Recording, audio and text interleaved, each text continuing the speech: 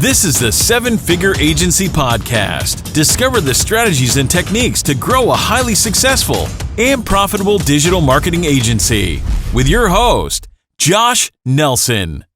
All right. Hello and welcome. I'm super excited about today's session. We're going to be talking all about the importance of list and data quality for your cold outreach. And we've got a new service that we really like called Coldlinx. I'm going to talk about why we like it, why it's useful, how it's going to help you get better data, which is going to make your cold prospecting more effective, which ultimately is going to help you land more clients, get more appointments, and grow your agency. So give me a 1 in the chat if you're excited to go deep on the sexy topic of data and really getting good quality data. Excellent. And I'm really excited to have Matt McQuinn with us. He's a co-founder of Coldlinx. Matt, all the way from Canada here with us today. Pumped to have you on. Awesome. Yeah. Great to be here. Thanks, Josh. Let me share my screen here, guys. I'm going to go through a couple slides and then we're going to get Matt to really talk about his system, how it works, and how you can really plug into it at the highest level possible.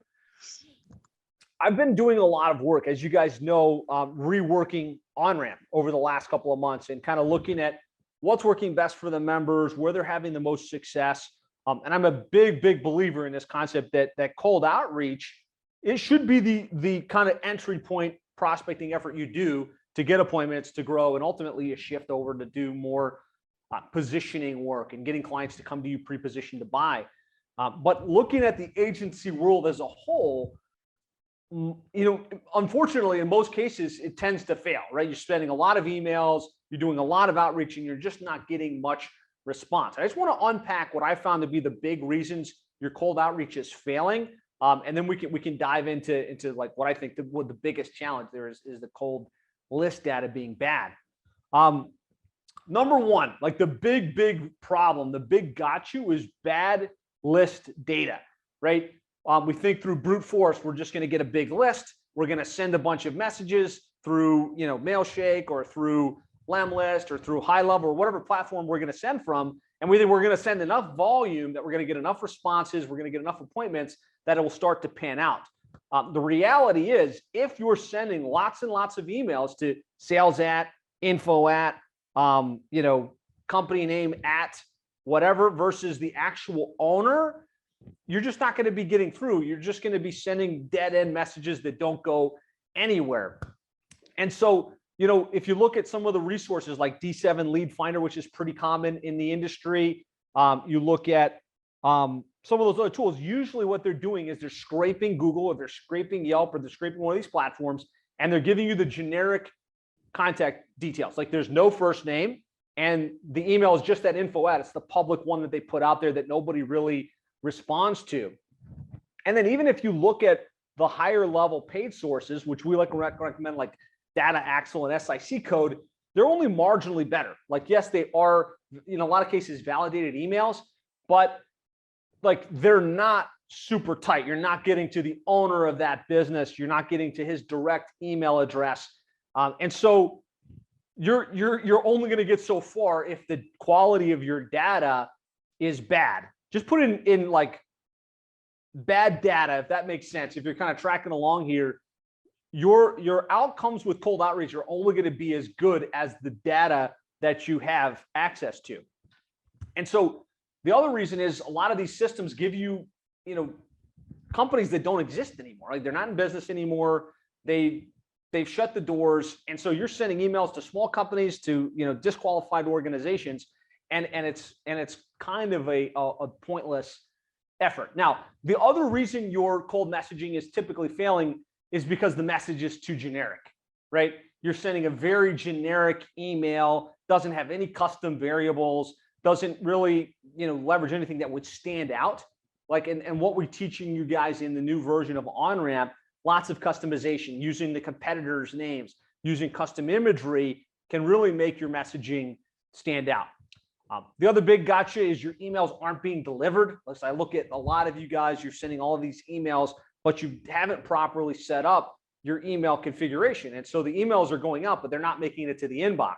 And so, of course, if you're doing lots of volume, even if you've got a good list, that's not going to work out very well for you.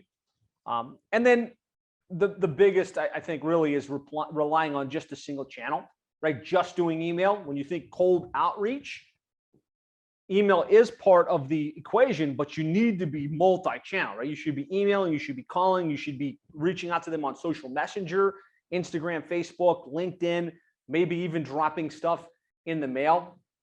And the last one is not following up with prospects when they do raise their hands, right? No matter how good your outreach process is, your emails, how great the messaging is, your social messenger communication, if when they respond back, whether good, bad, or indifferent, you don't have a proactive approach to follow up with that person, to get them on the phone and to move them to the next step, which is a discovery call, you're going to be spinning your wheels in a lot of ways. And so all of you guys have got the new version of OnRamp.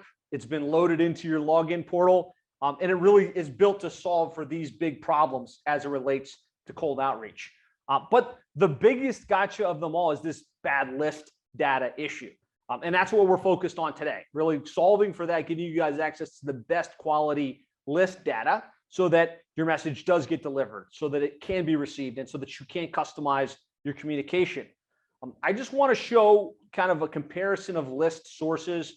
I went deep. I looked at D7 Lead Finder, Data Axle, SIC Code. We went to Clean Leads, Lead Carrot, Seamless.ai. Most of you guys have probably tried some of these tools in the past with maybe good or intermittent results. And using it for our use case study, right, which is selling to plumbing and HVAC companies in markets where we actually have availability, which is a problem we're constantly trying to solve for. Is like, we can't take everybody because we do exclusivity in certain markets. We pulled a list of plumbing companies in Allentown, Pennsylvania. And if you look at D7 Lead Finder data, which is kind of here, and I've got this as a link for you guys. Actually, I'll just drop this in as a point of reference.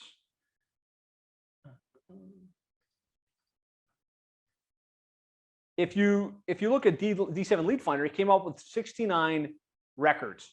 But if you look closely, two things that really make this not productive from a cold outreach perspective. We don't know who the owner of the business is. Literally, they don't provide that data. They don't have access to it. The other is if you look at the message, like it's AP at, info at, inquiries at, help at. These are all emails that aren't going to get delivered. And if you call that company, you don't know the owner. Hey, can I talk to the owner of the business? You sound like an idiot, right? You're going to have to do some more due diligence going into that call so that you know who you're talking to, that you can have an intelligent conversation. Now, Data Axle, which is something I've really been a fan of over the years, is a little bit better, right? We do have some owner names in here. We've got the mailing address, which is helpful, but it's still kind of a montage. Knowing what I know about Allentown, Pennsylvania, some of the contact names aren't the right person. They have a name of somebody in the company, but it's not the owner. It's not the decision maker who you want access to.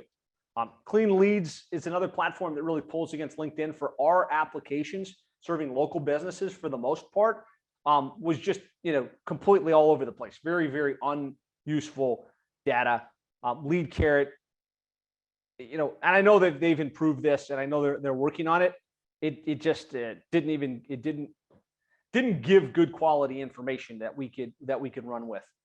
And then Seamless.ai I found was more like, once you've got a list and you want to append additional details, it's great for that, but it wasn't great for pulling the actual list data in the industry. And so after doing all my research, I came across Coldlinx, which is a relatively new list data source that we came across through the public group.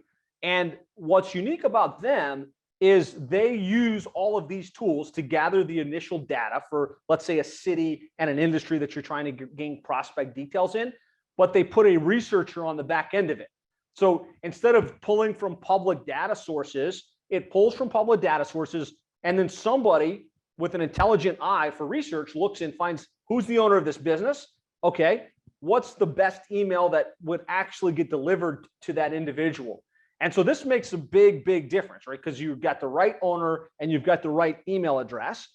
And so if you look and compare the data that we got from Coldlinx versus D7 Lead Finder, any of the other sources, you'll see we've got the names of the owners of the business, and we've got their most direct email address.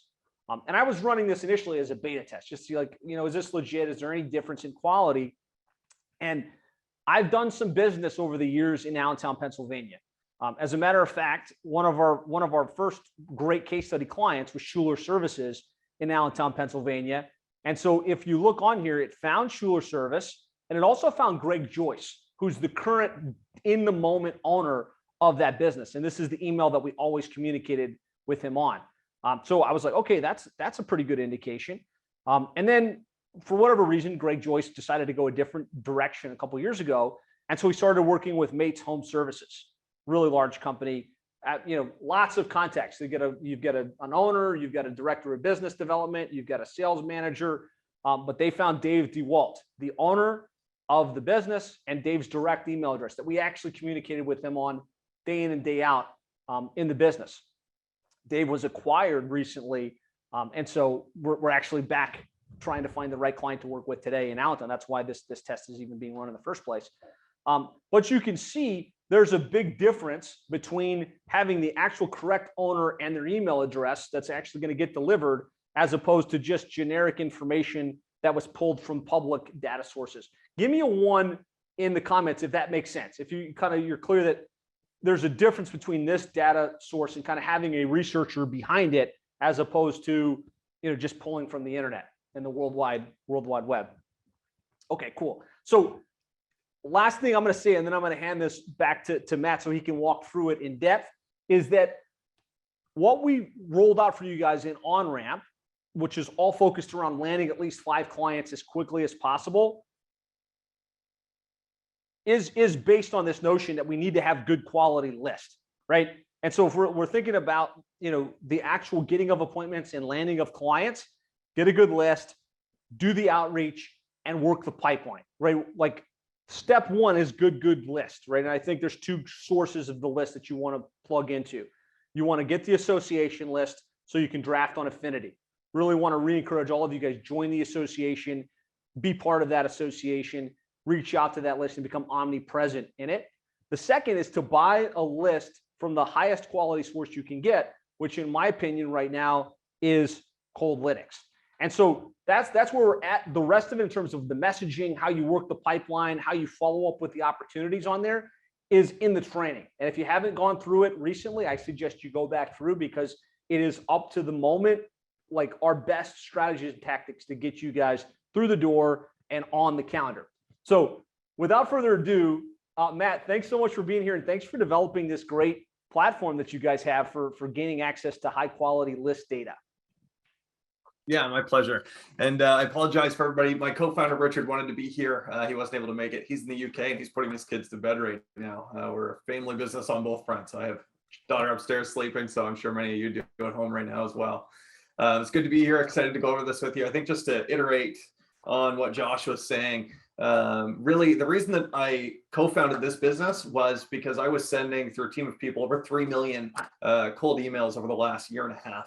And I guess maybe more than that now. And what we found was, no matter the same thing Josh just went over, where we got the data from, who we worked with, for one reason or another, it was impossible to just walk up to a business and say, hey, I've got money, I want to buy somebody's email address that's a relevant prospect for what we're offering, and email them. And I was baffled. And why can I not do this? And so I got really frustrated, and the amount of money and time and people, multiple people wasting time on bad data, and the clients weren't happy with it, right? You yourself as a business owner aren't happy when you get these bounced emails back, or you get emails that say like, hey, this business isn't in existence anymore, or this is not relevant to us at all. We're not a plumbing company. It's like, great, now I look like an idiot, thanks, whoever sold me this data. So it was really frustrating. And when I met my co-founder, Richard, he said, hey, we've got this solution. We don't want people to wait for good data, and we want people to just be able to get good data if it exists. And if not, we're not going to sell them crap. You know what I mean? Nobody should be buying things that don't work. So what are we going to do? How are we going to make this a solution? Let's just give people an interface to say, hey, this is where you tell Coldlinx what we need for a contact list. And in the very same place, 24 hours later, you have a contact list, and it's a link to a Google Sheet. You can do whatever you want with it. was like, wow, that seems really straightforward. But what about the quality? I was like, how are we going to maintain quality on this, right? Like, that's my big issue, man. I was like, I think this is a really cool idea that you've got, but where is the quality going to come from?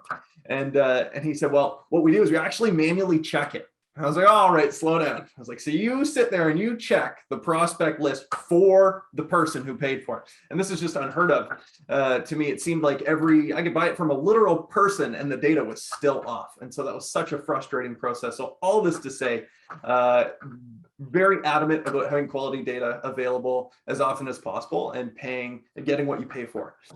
So with that said, without further ado, I'll share my screen and go over a couple of things with you guys, and I'll try to keep it engaging.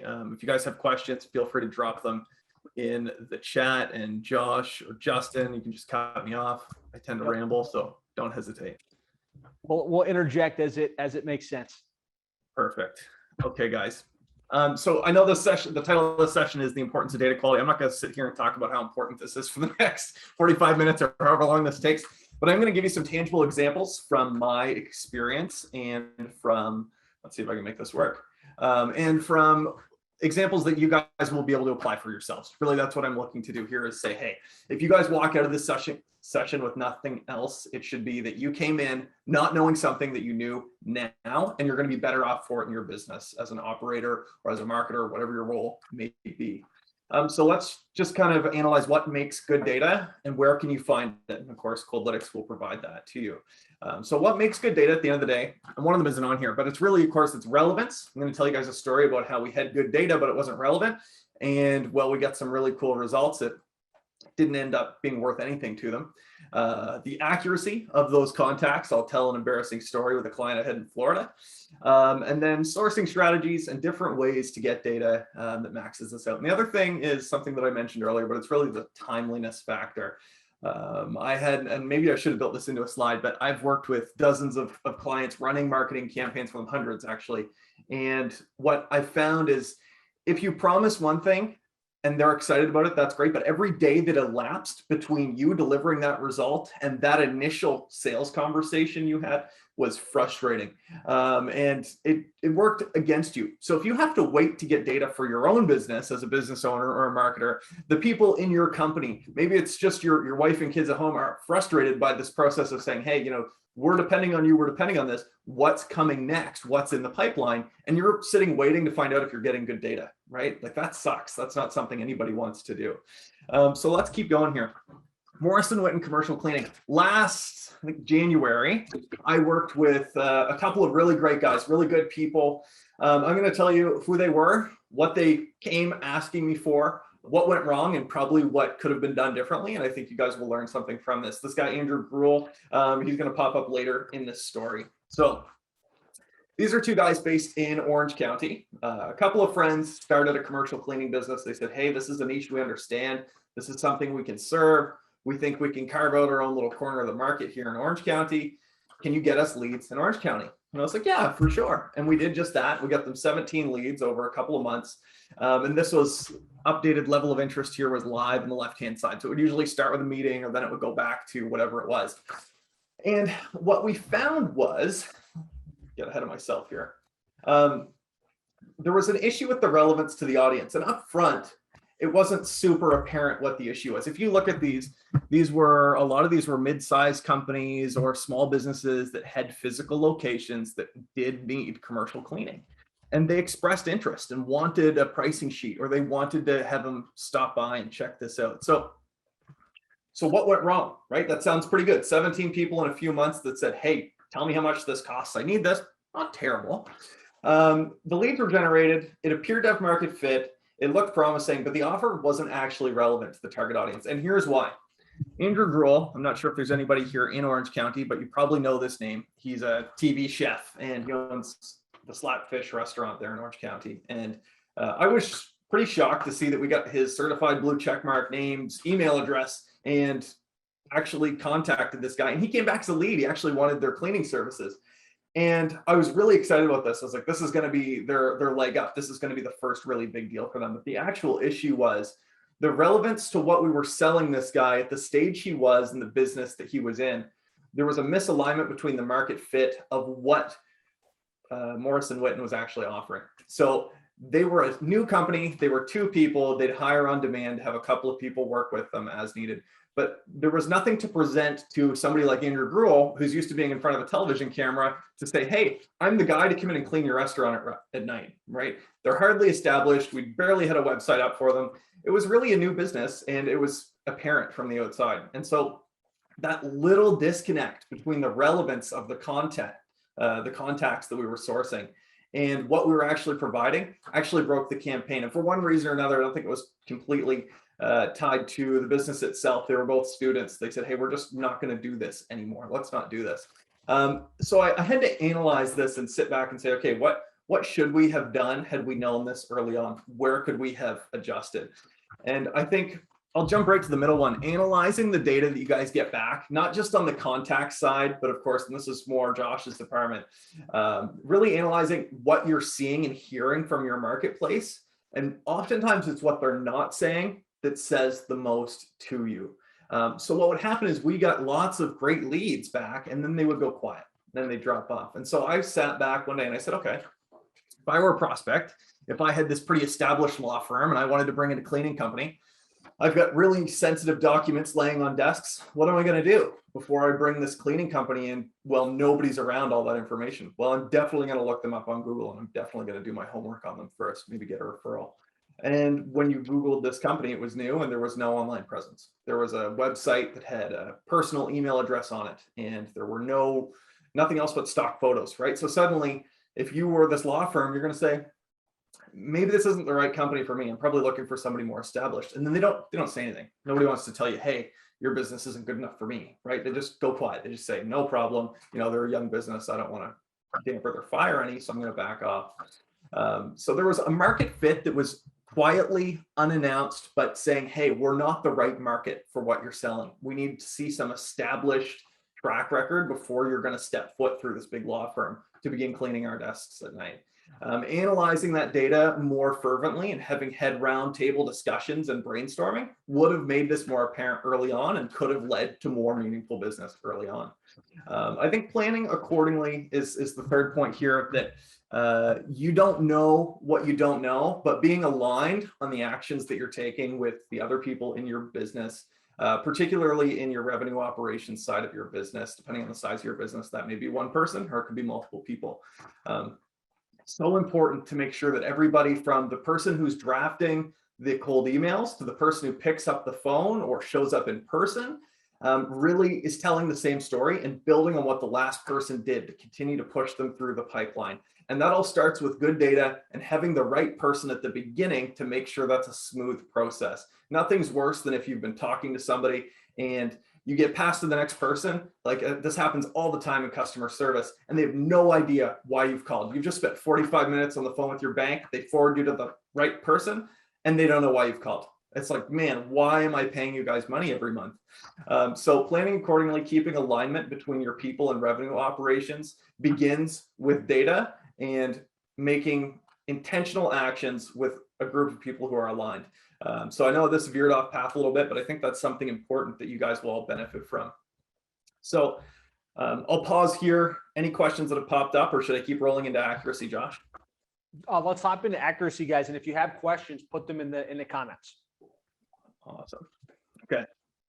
So this was probably the worst list I'd ever produced that I got called out on. Anyway, this was prior to forming Coldlinx.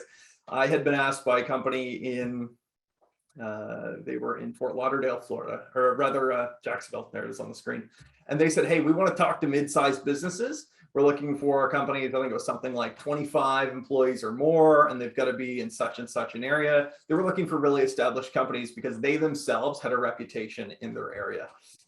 And so I got them this list. I was excited to start this campaign, and I passed this off, and this will be ingrained in my mind probably for the rest of my life in marketing and sales, because I got a phone call later that day from that guy, and he was the head of this big firm. And he said, you've put an executive of an NFL team. Wouldn't I like to work with that NFL team, but they're not nearly in the business for what we're doing. And just kind of started laughing at me. And I was humiliated. I sat back and I was in my car with my family, or it was on speakerphone. My wife's looking at me. My 1-year-old's in the back. We're just in a parking lot outside a grocery store. And man, did I feel dumb. And I thought, man, what can I do to prevent that? And I was like, I'm just gonna let this client go. That guy was mean. That was my emotional response at first. I was like, that guy was just mean. He really just ripped me a new one on the phone, and we hardly know each other. But after a week went by and I looked at it and I started looking further into the list, I thought, man, he really could have gone over me. He could have ringed me out for about a half an hour if he noticed everything that was on this list. This was, for lack of a better term, this list was total shit. I sent this guy a list that had maybe 50% of the right contacts, and everything else came from everywhere. And it looked like a lot of the lists that Josh showed us. So the importance and the accuracy is really, it speaks for itself, but I just wanted to tell a story that was personal to me and really shaped my desire to produce quality data for other people as well as for myself, because that was a painful, hard lesson learned, and one that could be avoided if there's somebody who's actually looking at that list and doing the due diligence before they start pumping out emails to it. 100%. Actually, an example, Jonathan just posted, I got called a prick on a cold email because the list data was wrong. So it's the wrong first name or the wrong contact detail. It's a great example, right? I mean, accuracy is key. Yeah, absolutely. Yeah, it happens, and hopefully it doesn't happen to you, but it's happened to some of us for sure. Guys, I want to spend this last part of the call showing you a few strategies on how you can source quality data and where you can get it from. There's many different places on the web, and Coldlinx is really the medium to get quality data from those places. So we are really the transit system for quality data, and we connect you to all these big data sources and get you just the few contacts that matter at the end. Like you saw, our list was shorter than most of the other lists that Josh had displayed at the beginning, but they were the right contacts, and that's what counts. So I'll begin here by showing you guys how to build out a basic ideal customer profile request. And this is really just kind of a really simple intro to Coldlinx, but it will build on everything else that we do here. So if you've gone to coldlinx.com in the past and you've made a free account, this is the first screen you're going to see. We're going to click on new task. By default, it shows you how many leads you have available for credits, and you can top those up here. So I've got 4,000 in my account. I'm not going to get 4,000 for this list. I'll just get 100. Next is max leads per company. So the question to ask yourself is, in this business, are there multiple decision makers that you're quite confident would exist in that business? For example, a firm with partnerships, like a law firm, for example, or a medical firm probably has multiple partners and multiple decision makers, and they're all in different places and often have very different opinions. So if I were going after a law firm, for example, I would go after 2 or 3 people in that company, because the first guy may say no to me, but the second or third may say, hey, let's have a conversation, and sell it back to those other 2. So that's the way to think about leads per company. Hey, Matthew, can you zoom in just a tad? Yeah, for sure. Perfect. How's that? Is that better, Thomas? I think that's better. Perfect. Okay. All right, so next, jump down, set your country. Of course, most of you guys are targeting people in the United States, but whatever's relevant, you can select multiple countries here. And ideal customer profile is pretty straightforward. Whoever you're trying to talk to, you can punch this in. You can enter their job titles. You can look at the company headcount if that's relevant to you. I can deep dive on any of these points and best practices, but I'll leave that for you guys to request. Otherwise, I'll keep going. So requesting a basic profile of a customer is that straightforward. That's all that you have to do. And I think a lot of people are probably thinking right now, hey, where do we define what data I'm going to get back? Like, yes, I can tell you that I want people who own car detailing businesses, but how do I know if you're going to give me the mailing address or like a PO box, or where do I define all that information? So that's on the next screen. We'll just hit next. And by default, we always give you the first and last name, company name, their title, and the email address. And this is the kind of the no BS approach here. You need to know who you're talking to in this business, and we're going to be totally upfront with the email that we gave you every time. So that's why job title's there. And then you can come down and say, hey, I've got a cold caller as well, or I'm the cold caller. I want to pick up the phone, right? I'm not scared to do that. That's awesome. Let's get their phone number then. And other people have LinkedIn automations going, or they're doing it manually, or have a VA doing it. So you might want the LinkedIn profile, and so on and so forth. Now, you don't see address in here. So what you can do is type in address and just hit enter if that's something you need. Or some people just need to know, hey, what city is this person in? Or if you want to break it down, you can do address, city, state, and then country if you need to know the country, if it's multiple countries, and so on and so forth. So the question I always get at this stage is, hey, well, how much does it cost when I start doing that? So the price doesn't change when you add these data points. That was something else that I found extremely frustrating. Was like, wow, okay, so you're selling me all this data. Let's take, like, I don't know, PitchBook, for example. And they're like, yeah, but you have to pay me $20,000, but you can only have 10,000 emails. Then after that, you got to keep paying. So, well, what did I pay you $20,000 for? That's a lot of money to not get what I need. So we don't change the pricing based on if you need to know where this person is located. You know, that's just a foolish thing to charge for. We try to be really reasonable and human beings to our clients. So this magical chat box in the bottom will connect you to me or Richard. We're both co-founders. We both jump in here as often as we can. So if you guys are clicking around a little bit lost, don't hesitate to do that. So with that said, Brad's asking, what about like annual sales volume, number of employees, if that can get pulled in? For sure. So we actually built in number of employees right here, company headcount. I'll add this tidbit in. So for a lot of you are saying, oh, I don't really use headcount. And a lot of people are like, man, I live by headcount. You're probably on one end of that or the other. People live by it or they don't use it at all. And I like headcount. I personally like it, but sometimes it limits the data too much that I just say, whatever, I'm not going to worry about that metric. But if I've got a pretty big pool to start with, I'll go for it. And how do you know what the right headcount size is? Well, you can look back at your sales and say, well, I've never worked with a company with more than 12 people, right? So between 0 and 10 is probably a pretty good place to start. But if you look at average revenue per employee, you can go to sources like Statista or other places on the web and just Google average revenue per employee manufacturing, right? That average revenue per employee is probably about $150,000 to $250,000 per employee. Now you do that same search and say average revenue per employee marketing agency. That number goes up to like $1 million, or a software SaaS business, like $1 million in certain industries. And so that's a huge range. So other people are saying, oh, well, I don't go by headcount, I go by sales volume. I go by the revenues of these businesses. How do I convert headcount to revenue or vice versa? That's the formula. Reverse engineer average revenue per employee. You can punch it in Google and find free statistics for most niches. Not super niche, but niche enough that it will give you a benchmark. And that's all we're doing here. At the end of the day, someday, if you've never worked with a company with 50 people in it, you will, right? If you were in this long enough, keep your doors open long enough, you're going to work with a bigger player and a smaller player than you've said yes to before as well. So don't get too hard-headed on this, but it's definitely available to you. You can enter it. As far as entering sales volume data, right at the bottom, we don't, or rather advanced filters. We do have this option here, company revenue. So we start at less than $500,000 and then goes all the way up to $1 billion. And these benchmarks are reflective of LinkedIn.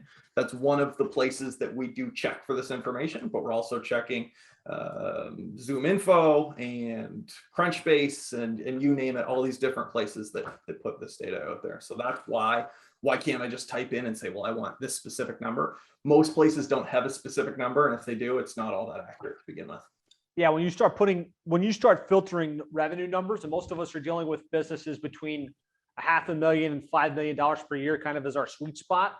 It's going to filter out because the data at that size isn't nearly as, up to date as if you were dealing with $10 million plus companies. Usually that data is pretty tight. So I would use those, variables with a grain of salt. Absolutely. Yeah, I think it's a really good tidbit to add. Sebastian's asking if there's any way to exclude specific company names or franchises, national chains. Perfect. Yep. There's two ways you can do this. The most straightforward is if you just want to exclude national brands, like you're looking for restaurants, but you don't want McDonald's and Burger King, right? Or you can say exclude franchises, for example, if that's something that you don't want in there. You can just type it in like that in the additional notes section at the bottom. But the other thing, I was going to save this for the end, but with that question, I'll do it now. We get asked that question all the time, which is why it's here. People will give us a deduplication list. So they will say, hey, we've worked with these companies before, or maybe we're currently working with them. if we send a marketing email to that company, it's going to be really bad news, right? That's a good deal for us, and we do not want anything to spook those people on the other end. So what can we do to make sure that you're not giving us their email addresses? Great. All you have to do is put your information in a spreadsheet on Google. This is how we usually recommend people do it, and just go share. So I'm going to copy the link to this and make sure that your share settings are public. So anyone with the link, copy link, and then bring that data over to Coldlinx, paste it there. Oh, that's cool. I didn't know about that.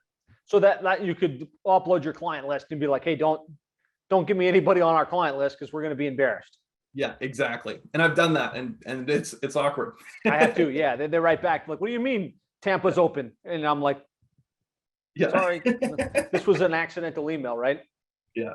Yeah, most people are good about it. That's the nice thing. I think people get intimidated with cold outreach, thinking, oh man, that's outside the box, outside my comfort zone, right? I've never done that before. But you're talking to real people. So, well, you'll run into the occasional asshole that marks your memory and you'll remember them forever, like that phone call I had. Most people are people like everybody else on this call, and they want to be nice back. And so most of the emails that I've ever made that mistake with, somebody wrote back and said, oh, Matt, we're already working together. You already closed me last month, you know, and they just laugh it off. It's not a big deal, right? But you still want to avoid it, you know, where possible. Matt McCulley is asking, can you target just franchises? If you just wanted to go after a specific franchise, do you have that capability? Yes. Yep. Specify that you're looking for franchises, and we will pass that. This information goes directly to a spreadsheet, which is handed directly to the lead researcher. So they'll see that note and try to apply that. If you're specifically looking for lists of franchises, I would go to Google and I would try and find a directory of franchises in certain niches and then start from there. So maybe that's the next lead example. Pools, how you guys can tap into existing lead pools and things. Before we go there, I just want to answer a couple questions. Sean's asking, do you have the ability to enrich existing lists? So for instance, if I get a list of the National Roofing Contractors of America, but I don't know certain details, can you guys take that and find emails and things like that? Absolutely. Exact same thing we did here. People just upload it. And if you guys have never uploaded a list to Google Sheets, it's really straightforward. I'll just show you in this existing one. We go done, file, import, right? It's just file import, Google Sheets, file import, and put it in here and then share that link with us. Don't copy and paste it from, where am I? If you copy and paste this link, everybody just says, oh, it's just the same link as up here, right? No, that's unique to you and your login. So nobody else can access that link up there. If you type this in right now, you won't see anything. It'll tell you there's an error. So make sure you do use the share button to put that link in there. So totally possible, and we do that on a weekly basis for people. And you know, guys, I think this is a key play for most of us, right? We can join the association. 90% of the associations don't give emails. They'll just give you the contact records. And so, you know, this is a great play to say, okay, now I've got the list. I need the emails.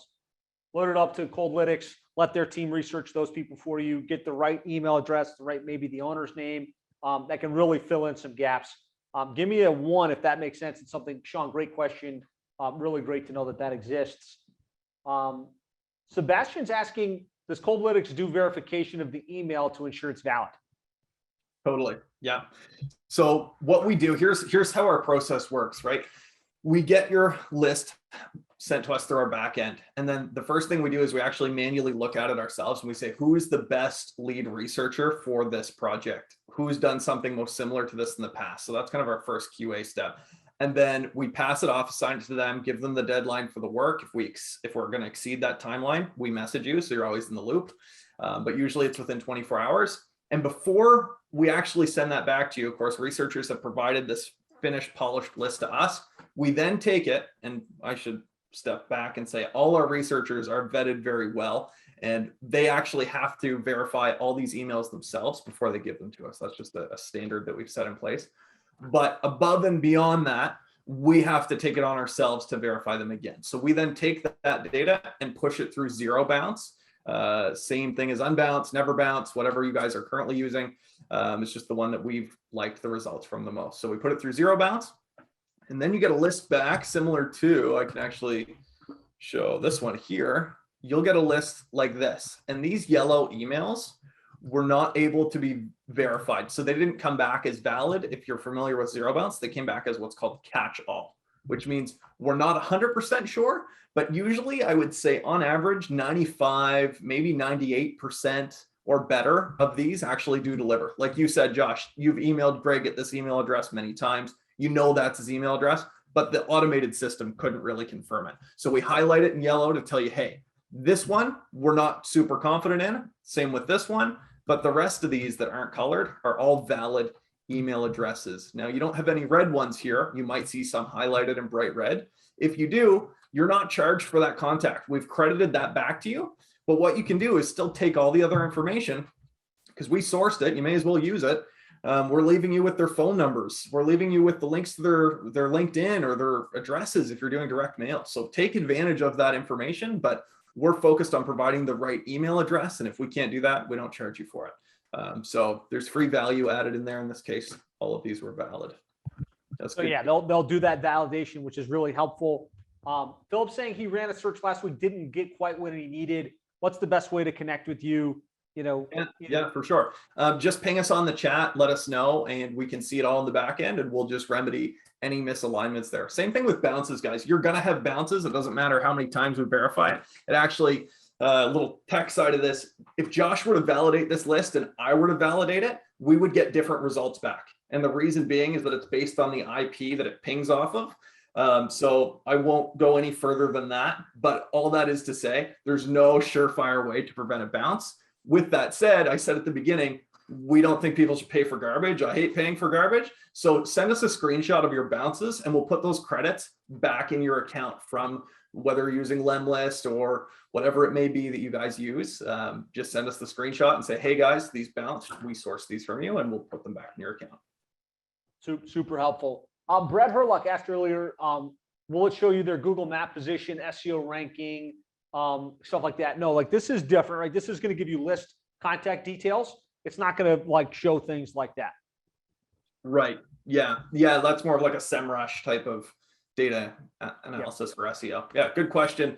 Good information to have, but no, we don't provide that type of data typically. Yeah. Sebastian was asking if you guys do any supplemental services like sending the emails or developing and sending direct mail.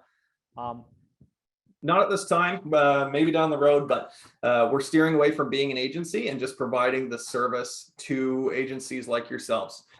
So that's really our core focus here. And if you guys are saying, hey, well, listen, I really do want to outsource this, Josh has tons of great contacts for you guys that he can say, hey, this is the guy. And if you want more, of course, we have shared resources as well publicly that you guys can go look for. But there's so many people in that space that we said, hey, we just want to focus on quality data for people. Okay, so I will keep moving. So there's like, now we're looking at two types of contact records, right? We've looked at type in, this is the type of company I want. This is the basic parameters that I want. That's one path. The other path is more tapping into pools or like sites that already have that data aggregated, right? That's right. Yeah. So let's dive into that. Yeah. So I'm going to show you guys a few different examples. So here's one. I was going to try and find something more relevant for a small business, but I just pulled this up really quickly earlier. Because this is something I've looked for in the past. Plastic injection molding companies, right? If you were working with manufacturers, where are you going to find this? Well, you could just tell us that's what you're looking for, but all that will happen is we will have to try and track down a directory. And here's why I wouldn't just recommend saying, here is the ideal customer profile. If you can do it this way, is because you know your niche better than we do. You work in your niche, you live and breathe that niche. You talk to those businesses every single day, right? Hopefully. So if that's the case, you're going to tap into resources that won't come up on our Google search, right? Your Google is an algorithm for you showing you results relevant to what you work in. So you'll find directories that we won't. I was able to find this one maybe because of my past search activity. But if you search this is a massive company list from iqsdirectory.com, and it's industrial quick search manufacturer directory, right? So all of these company names, sometimes there's phone numbers, other stuff. We would then take this list, copy this link, put it in Coldlinx under other websites right here, paste it, hit enter, and you'll see it was submitted in yellow. Or you can click the plus.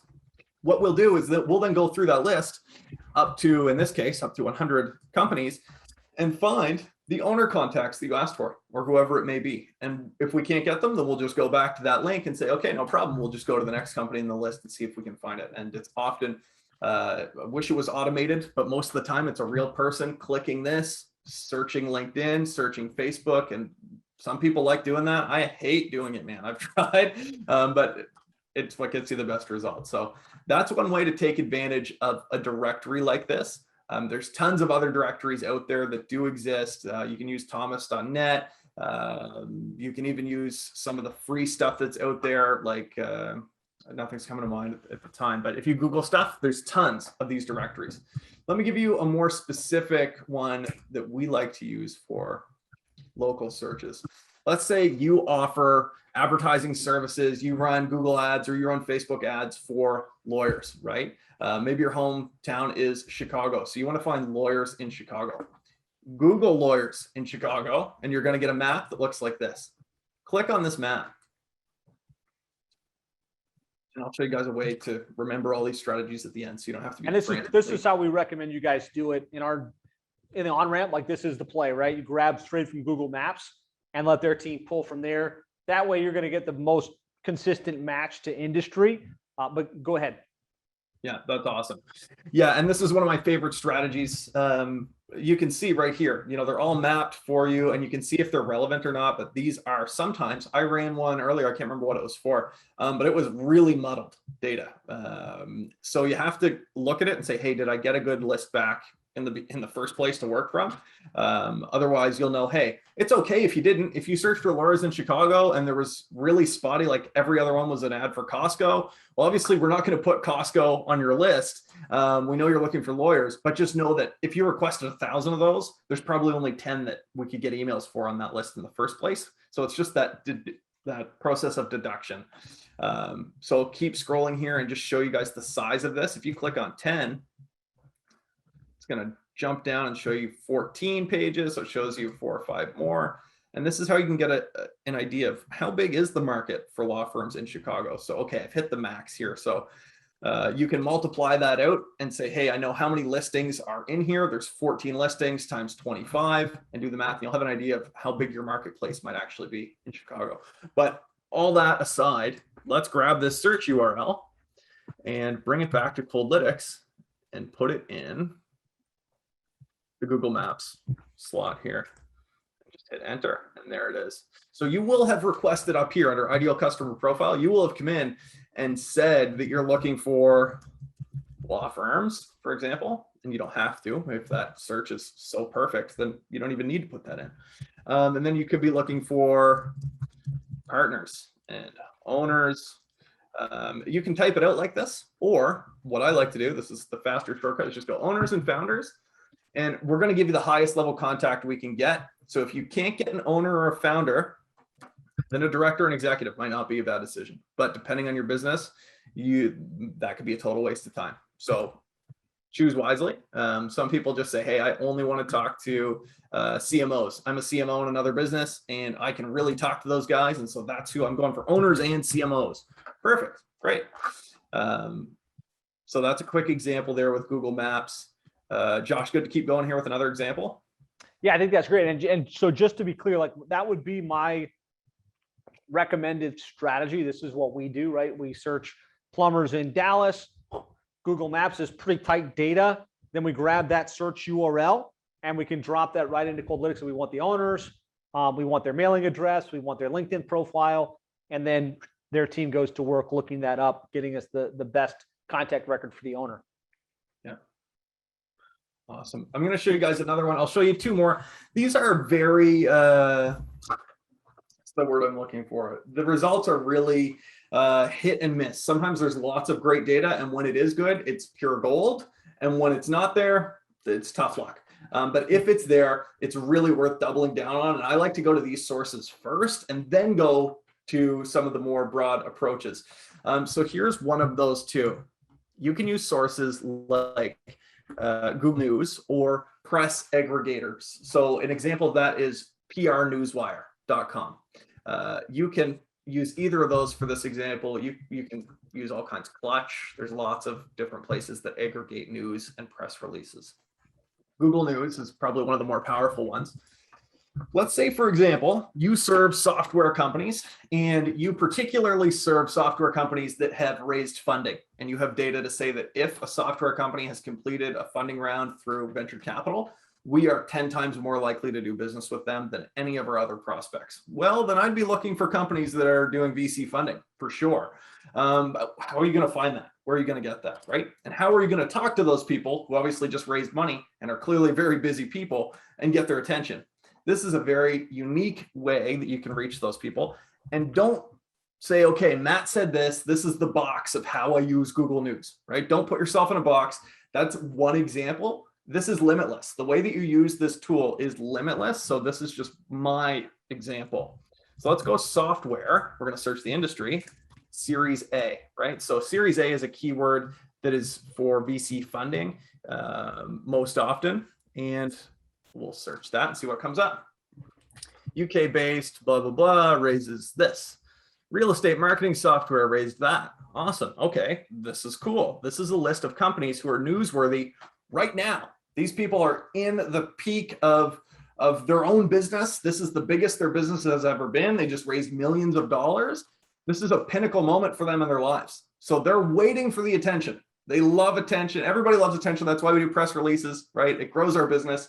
And people don't mind being pumped up and saying, hey, congrats on your funding round, right? That feels good. That's a milestone that many people dream of and never get to. Many of you guys may be in that boat right now. So here's what we would do is take this search result. Let's go back to Coldlinx for a minute. And you know what we're going to do? We're going to paste it in. We're going to go to optional signals. That comes right under, it goes task attributes, ideal customer profile, and then optional signals. And then Google News result, paste. If you were to put this under other websites, we're going to get it. We're going to see the link. So don't sweat it too much. Did I paste it in the right place? You know, we'll click the link and see what's there at the end of the day, but it just does lay it out nicer. So Google News result, we've pasted this in. And then what we will do, you can say, let's say, I actually had a specific example like this. If you guys have watched any of our YouTube videos, I use this example there too. I had a client say, we can't have anybody who's done Series B, C, D, E, you name it. If they've done other types of funding, we actually can't work with them for whatever reason. So you can say Series A press only, right? In the comments. We will try and find just those from the list. Or you can say software only. Or if you put that in your industry, then we'll look for that. And then what we do is take this list, go through and get this data based on those people, the same as we would from any other source, except you know these were newsworthy results. So one step further, again, this is a really advanced, more technical use case for Coldlinx. If you guys don't remember this, that's okay. We do have YouTubes on it, and it should be in our help center.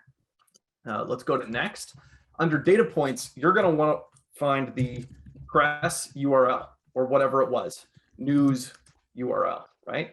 And then in your cold email copy, you can send an email that says something like a subject line, saw you in the news, right? Okay, sweet. If somebody sends me an email that says saw me in the news, I'd be damned not to click that email and hear what people are saying about me. I'd be thrilled to hear people are talking about that time they saw me in the news, right? That's all I want to hear. Talk about me. So, and that's how we all operate. So that's a great conversation. And then what you can do to take it one step further, say, hey, I saw you specifically, and name if you wanted the domain or what if it was CNN or CBS or whatever the news coverage was. Saw it. Here's the link to the press article. So you know I'm not just blowing smoke because I heard you might have raised money. This is a real tangible example for you. Really cool. Here's how we can work together. We just worked with 3 other companies like you who completed a Series A round, and now they're entering Series B because of the work we did together, and their trajectory is like this, right? Whoa, nobody else sent them an email like that. I promise you nobody's doing this stuff. That's why you've probably never heard it before. Take advantage of it. You're not going to find this on any of the other tools, any of the other platforms. Go take this and do it somewhere else, but just do it. I don't care if you use Coldlinx or not. Do things that grow your business, and this works. It's worked for us.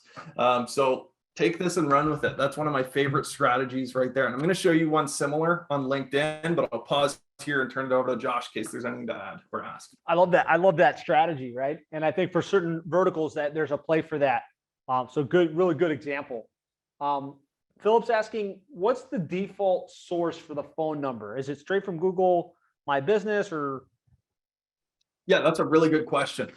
So by default, if we've started from, let's say we started from, do I have that list up? I don't. That list earlier had some phone numbers. Then of course, if we're looking at that list first, that's the first phone number we'll grab. If you're looking for direct dials, you can request that specifically, and we'll try and find that specific person's phone number if we can get it. But otherwise, it's usually a mix and a majority of direct company lines, but not the specific individual. The main company number, yep. Don's asking, in your order there, you had a couple different sources. You had Google News and you had Google Maps and you had the data at the top. Would you do those as separate orders, or would you combine them like that? Great question. Always submit those as separate tasks. Here's why. I'm going to log out of this example account. See if I can show you personal account. That's always a good sign. Let's see if I can get. All right, remember that password. So the reason that you want to do these separate is, let me see if I can find, here's an example, right? Lead brokers, buy, sell. Like I was looking at one point to talk to brokers in the UK, business brokers in the UK. And I didn't know where they were coming from. And if I searched all these people as a group, I would never know. And I would be at a disadvantage when I talked to that lead, not really knowing how I sourced them or where I came from. But the funny thing is they usually have a pretty good feeling of how you got their contact information, or if they don't, then they may ask. And it sucks to not have an answer because you actually emailed them. So you kind of want to have a good answer. So what I like to do is just break these down and say US, UK outbound agencies. This is a lead brokers buy sell group. That's a separate thing, but tangential. So I put it in a separate task. You're like, well, hey, Matt, the plumbers in Iowa are plumbers in Iowa, whether I found them in a directory or not. Sorry, phone call. It doesn't matter. Still break them down because you may have to go back and do your homework and say, hey, where did I get that lead? Where did I get that information? And it's just good bookkeeping. It's good back office to have that stuff separated. Can you submit it in one? Will we do it? Absolutely. Best practice? No. Cool. Rachel's asking, can you please share where to find the Google News searches, the strategy for the Google News? Yep. So it's news.google.com, or you can just search Google News, but this will take you to, let's get rid of this. This will take you to Google News right here, news.google.com, and then it populated the rest of this URL. Yeah, I'll give you guys a couple others here as well, because if not, where else are you going to find these? PR Newswire. Let's get you a link here, and I can drop these in the chat. How are we doing for time, Josh? Doing great. Perfect. One in chat, if you're getting value, getting some new ideas on how to access data and stuff. Awesome. Sean's asking lead time for lists. 24 variables, hours. but what's the ideal time frame? Yeah, 24 hours is our goal. So we try to turn everything out 24 hours. If it's going to be much longer than that, we just ping you and say, hey, here's what we're up to. You will have this probably within a day. And we'll let you know. We keep you in the loop, but it should be a day. Yeah, I've seen usually if we submit like on Monday at 2 o'clock in the afternoon, by Tuesday morning-ish, we've got it. So within the day. I typed clutch and then hit enter in the chat, but I meant to do that in Google. Let's see if we can find clutch. It's a good one for looking up agencies. Yeah. So maybe you'll find your competitors in here. Here's another one. I could probably do a fair bit of this, but if you start to get the idea that you're looking for press aggregators or company aggregation lists of some kind, they are out there, and we could spend the rest of your time today just looking at companies that provide this data online. So there is a ton of them, but I'd say my favorite is probably PR Newswire and Google News because they're so powerful. Yeah. Keep going. Go ahead. No, I was just saying bye to Sean. Good luck on the sales call. Good luck, Sean. It's awesome. Okay, if we're good, I'm going to jump from here and show you guys my favorite example to do with LinkedIn data as well. Okay, so real quick check-in, guys. So you can just tell them I want this industry and this type of person, or I've got this data pool. I love Google Maps because the Google Maps data is great. For our typical, niche agencies, that's where the data sits, right? We're trying to provide GMB optimization services. So that's just a really good play. Then there's like the data pools, which Jacob's been talking a lot about, right? Which is where you find clutch.co or some other directory that's publicly accessible of all of the people within your niche. And sometimes if you're strategic with your data pool, you can say, Google Maps is anybody, right? Anybody can get on Google Maps, but this particular data pool has people that they're on there because they're more successful or they have a better fit for the type of client we want to work with. And so if you can find those types of data pools, that's a great place to set from. Yeah, totally. And then Sean's asking, let's say we need 10 cities. Would you create 10 different tasks? So Dallas, Miami, Fort Lauderdale, I would say each one would be a different task potentially.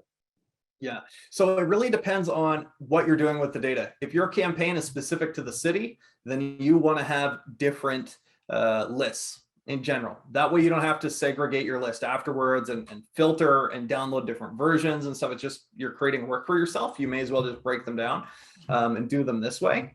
So you can group them together. That's no problem. You can list all the cities that you need them to be in.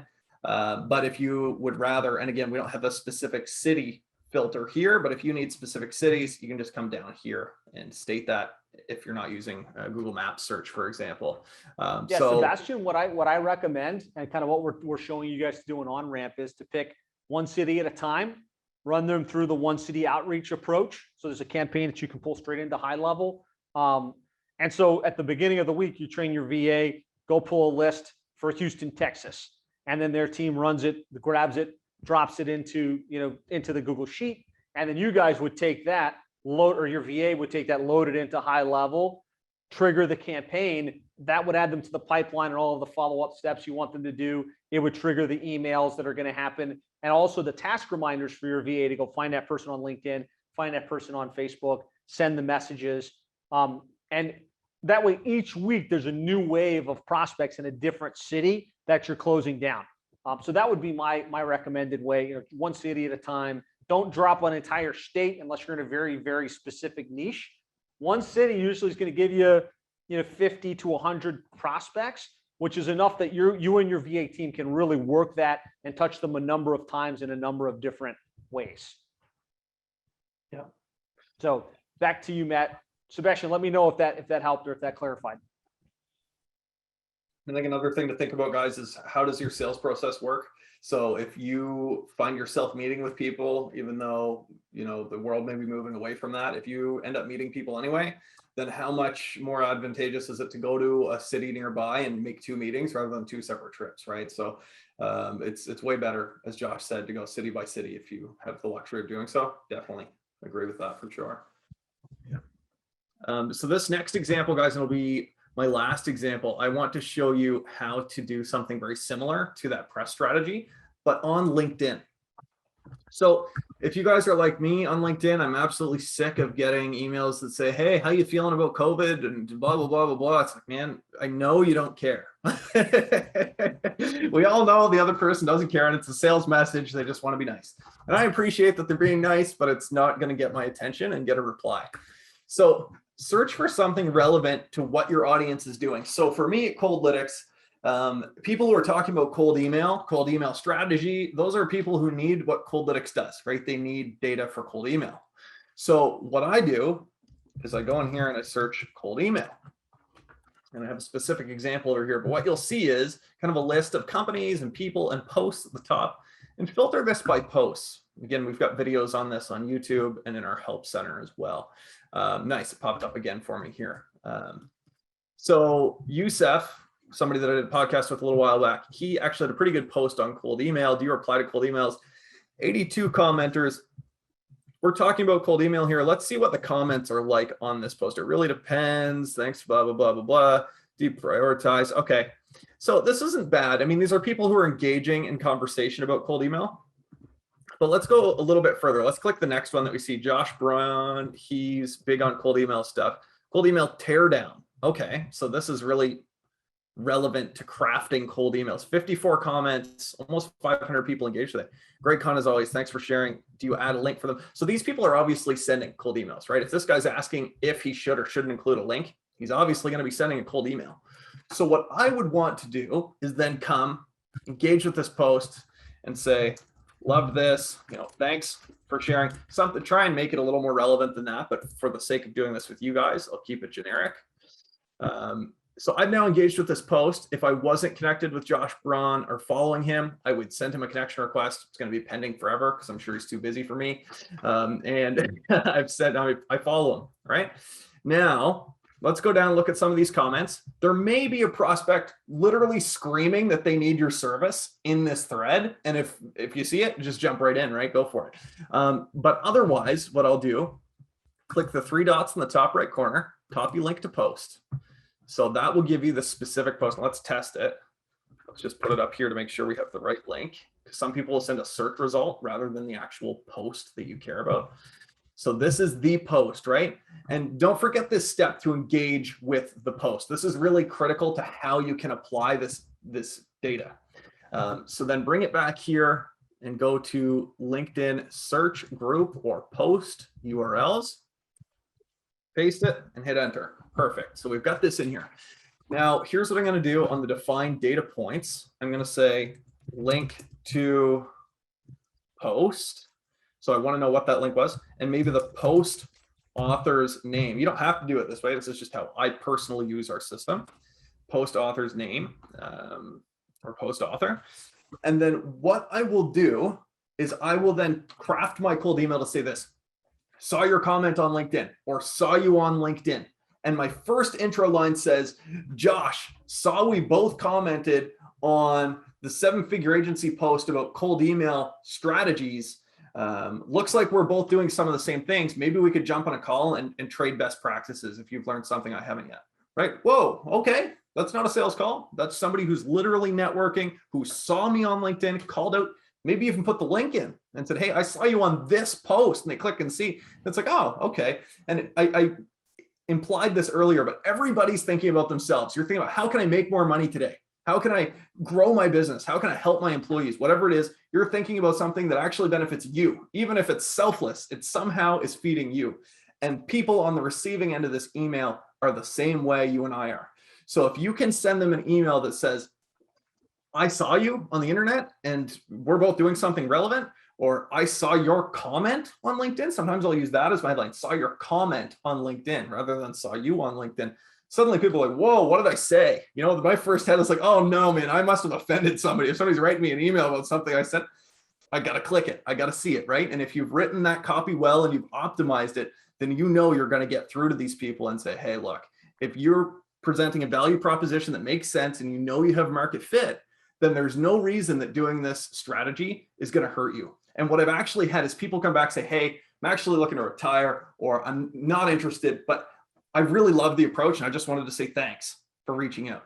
And I've never been thanked for cold emails until I started doing this. I started getting literal CEOs thanking me for interrupting their day. I was like, whoa, okay, this is different than anything I've tried before.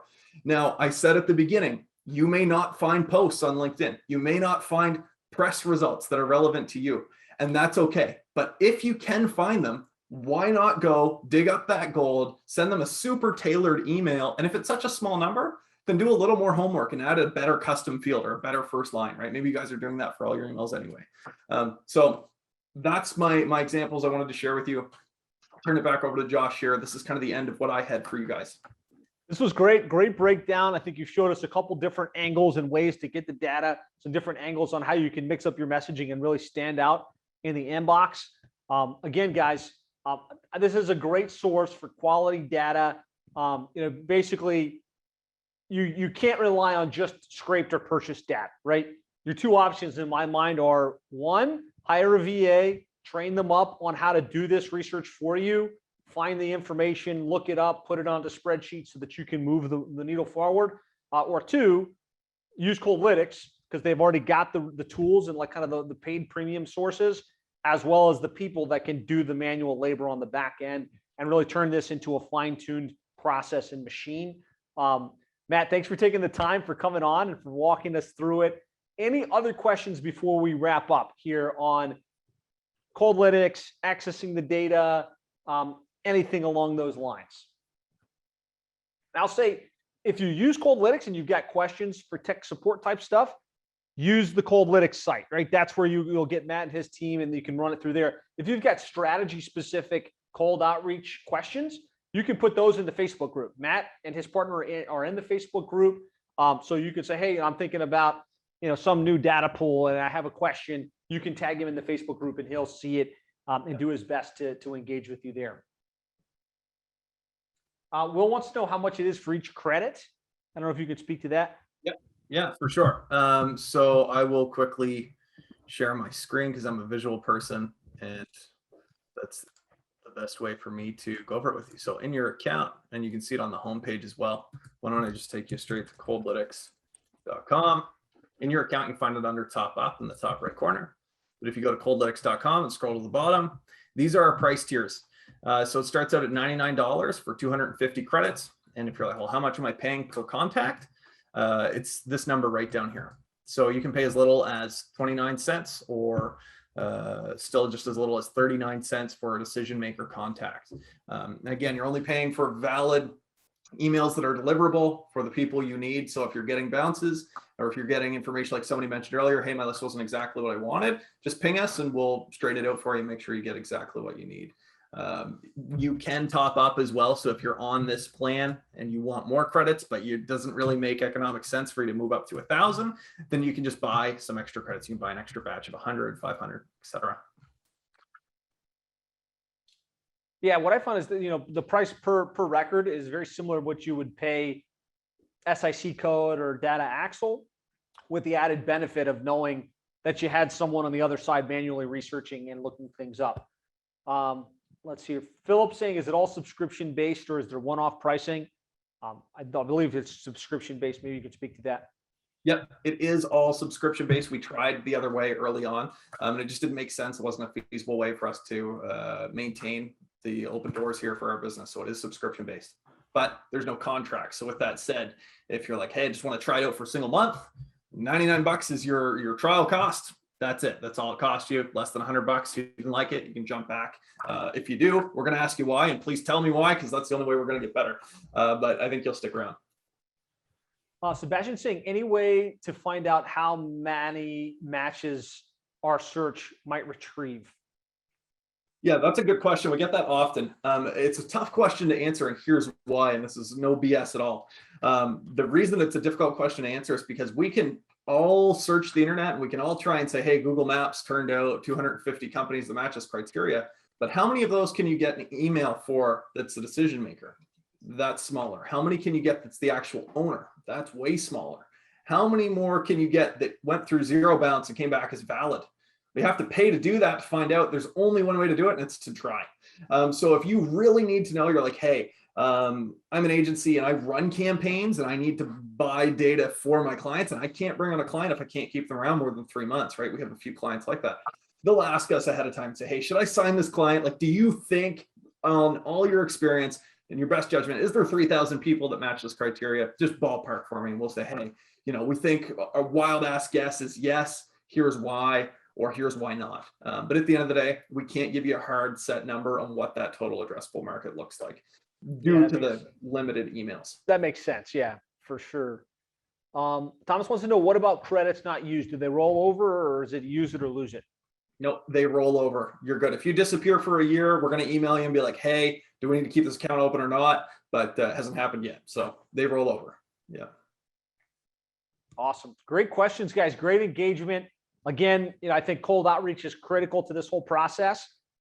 Two really important things I think we talked about was having a systematic approach to get the data that we can load into our campaigns, but also having a systematic approach to join the association and be able to reverse engineer. All right, now I've got the names of the business owners, but I don't have their emails. You can implement that. Will says this can be a game changer. No doubt. I agree. So Matt, really glad to have you in the fold. Appreciate you taking the time to break this down and kind of talk strategy with us a little bit.